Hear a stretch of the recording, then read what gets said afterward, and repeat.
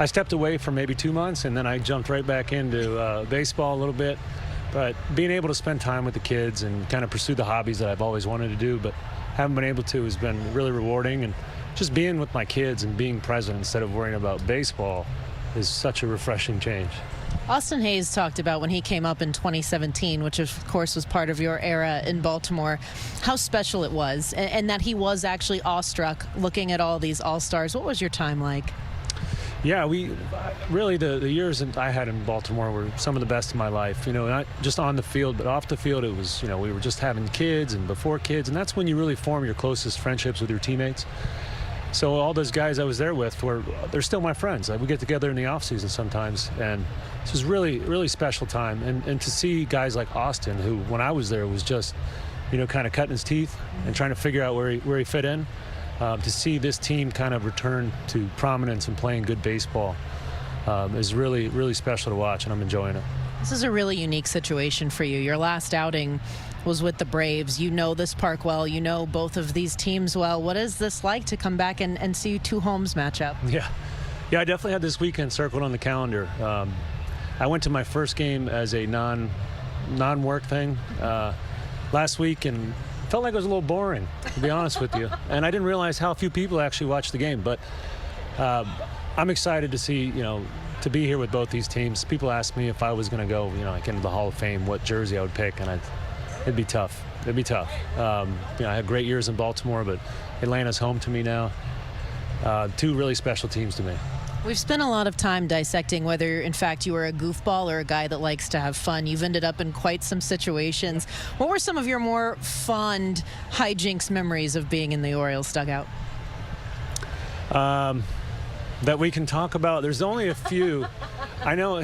I can't tell you all the pranks, but Ryan Flaherty, you know, famous Oriole, one of my best friends. I got a signed ball from Joe Flacco. I played golf with him, and Joe signed it, personalized it to me, and sent it to the field, and it was sitting in my locker. Well, Ryan Flaherty picks it up, starts chucking this signed football around the locker room when there's 10 other footballs around, smears the personalization. And then he's always in my locker. I didn't like it, so I said that September of that year I was going to prank him 30 times in 30 days, and I did. I pulled off 30 of them. One day we unwrapped about 800 pieces of gum and put them all in his locker, so when he opened it, you know, they came pouring out. And then we used all the wrappers and stuffed them in his shoes and his backpack and put some in his car. There were some other PG-rated ones, but we had a lot of fun. Those Orioles years were a lot of fun. It was a lot of young guys, pretty loose clubhouse. You always talked about the fact that when you would join a new team, because of the way your delivery was, a lot of guys would basically just say, tell me what you do and what to look for when you're doing it.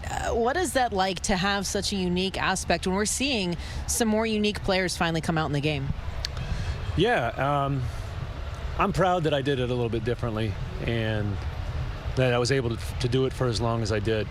And it was a little bit outside the box, like you said, and I think I enjoy being around other guys because I encourage them to think outside the box as well and try something new. And spring training is a great time to try something new.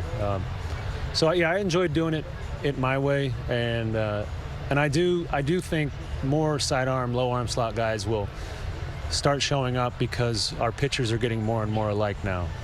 Just kind of the way baseball is going. I think that a little bit of variation is good. We're not too far out from the draft right now. You were cut from Florida the first time. You were the ERA leader, and you still ended up signing as an undrafted free agent to have the career you've had, the all-star recognition. What would you have to say to those guys who are waiting and hoping to have their name called, the path that you've taken? Yeah, I would say just keep trying until multiple people tell you no. I never expected to be. I didn't even, agents didn't want to represent me. I could only find one guy that would.